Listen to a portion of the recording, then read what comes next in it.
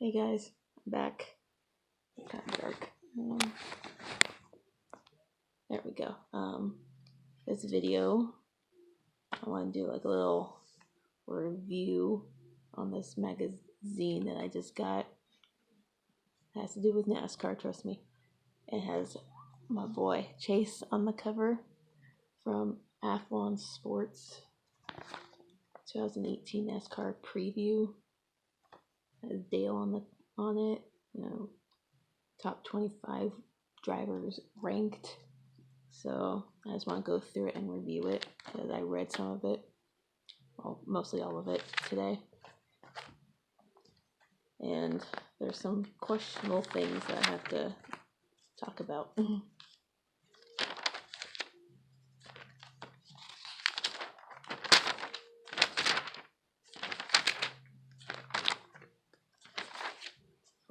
First, I like how they outline the changing of how the driver lineups are looking like how the veterans are now all pretty much retiring, leaving the sport, or just going on to different things within the sport, which is pretty cool. And they did an article on Alex Bowman, which I was pleased with, fellow Arizona native. I'm not from Arizona, I just live there. But the thing that really irritated me was this article for, if you see that, they're talking about the Chase and Denny Hamlin feud from last year that started in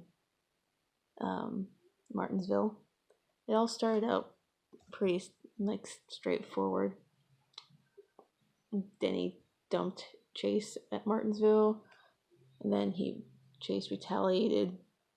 I say retaliated loosely because he barely did anything. He just sent a message. But as soon as it get near the end, it somehow the perspective flip flops and says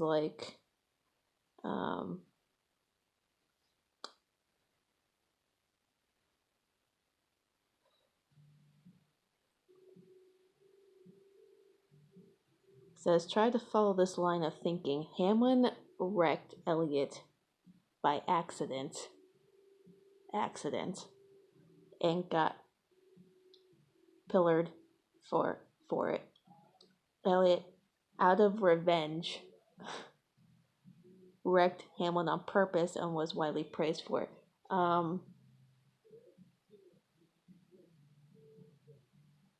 So it goes on to say that's no way to run a life, but somehow it has become the exact way to run a NASCAR career. And also says, according to this logic, two wrongs make it right.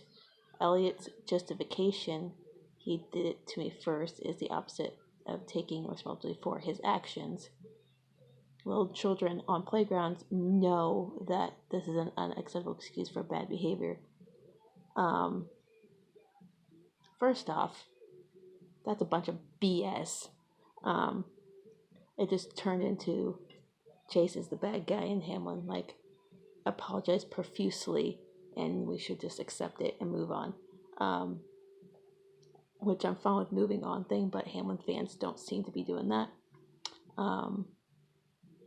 What they're saying is Chase did he did it to me first, so I'm going to do it back, but he didn't wreck anyone. This is what they're missing. This is what they got wrong.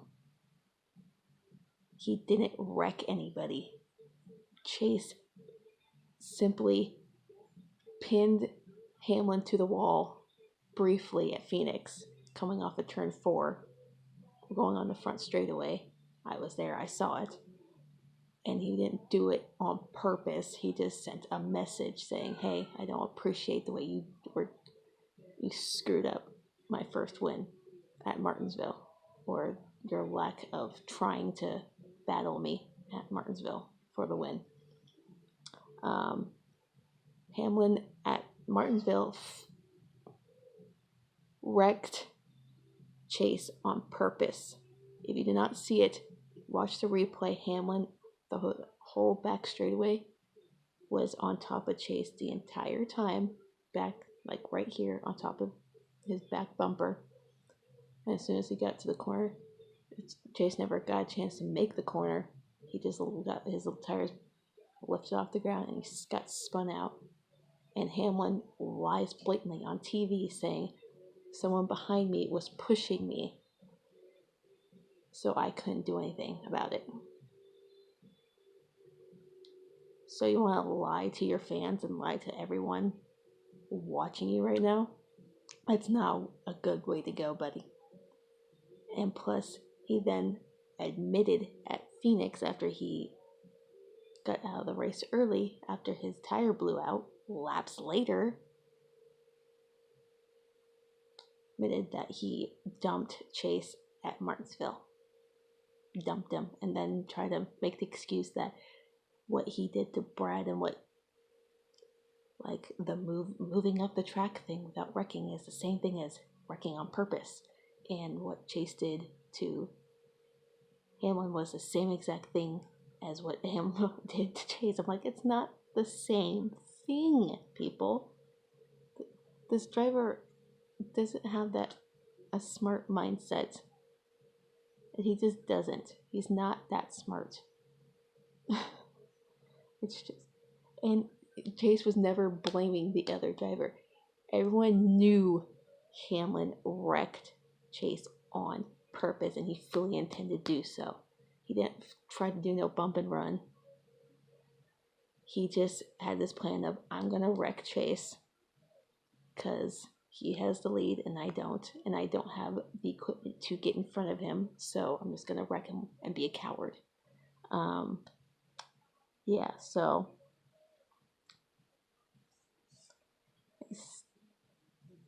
it just baffles me, the stuff I'm reading in this. Never has, never will. This is what was funny.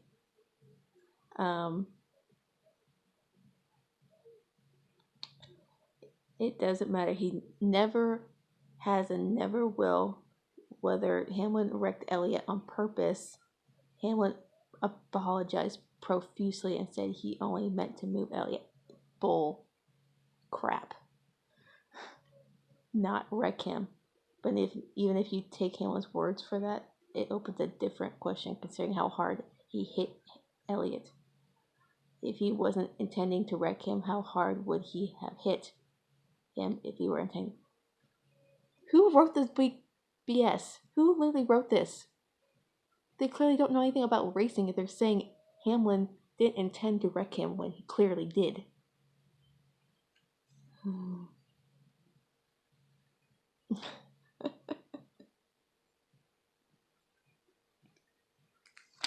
It does not make any sense to me. Like, it's showing like a picture of this from a few years, like almost a few years ago.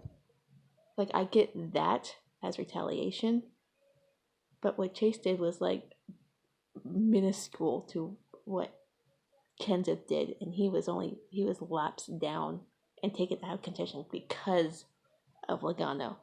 It may have been the same situation where one took the other guy out of contention for the championship, but this is a totally kind of different scenario to that.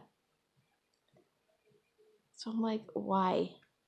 I'm gonna move on from this and share something else. And they have a section for 10 tough questions. Some of the stupidest questions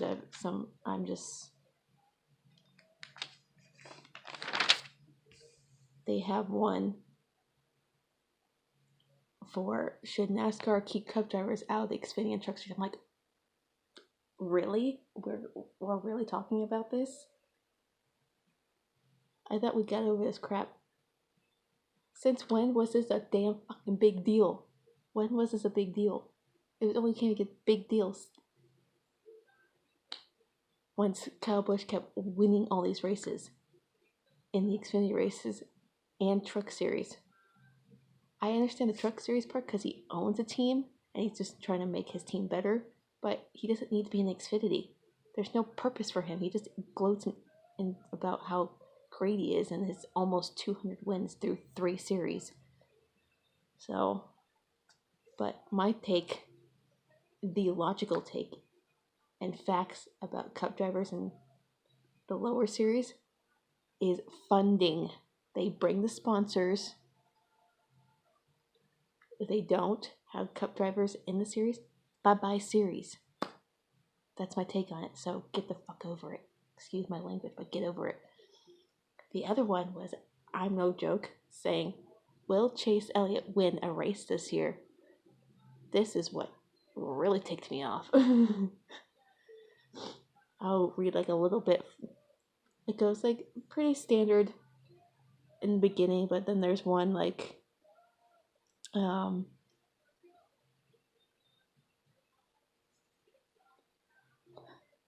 saying some of the wins he should have won that he lost were his fault, but some were not. I'm like, some were his fault. All of it was circumstantial. None were his fault.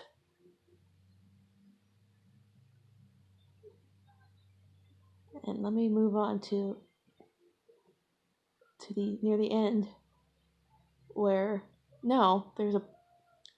where talks about Dover where they say, but it's also clear that not winning has it at times gotten into Elliott's head. The most obvious example came last fall at Dover when Elliott allowed Kyle Busch to track him down. How do you allow a driver to track you down? That's my question. How do you do that? He didn't allow Kyle Busch to come up on top of him and pass him. Kyle Busch simply had a faster car, and then, I'm not being crazy, but Newman was in the way. He got in the way, and that's why Chase lost that race.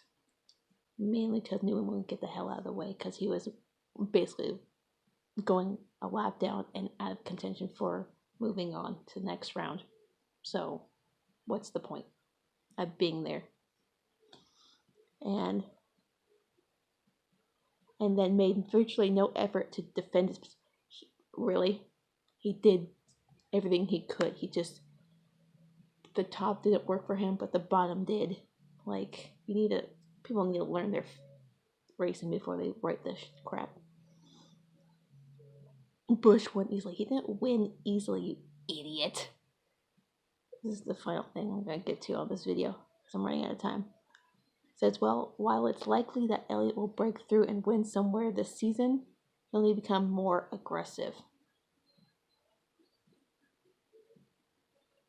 To get it done. If he needs lessons, he can. Oh my god, it's like reading a bad comment on Facebook from a stupid fan who hates on Chase. Like they're comparing him to Larson once again. Facts. Larson is 2 years more experienced than Chase in the Cup Series. So of course he's going to have more wins. He didn't win until his 3rd year. Chase is in his 3rd year. He's going to break out. The only reason people give him crap is because of his last name. They just do all these expectations and say, like, he should have won by now and this and that. I'm like, yes, he could have, but he didn't. It's just bad circumstances. It's not all his fault. And to say he needs to be more aggressive is bullshit. Bull. He's been super aggressive, so this will be the end of the part 1 of the video, so I'll come back with the next part a little bit later.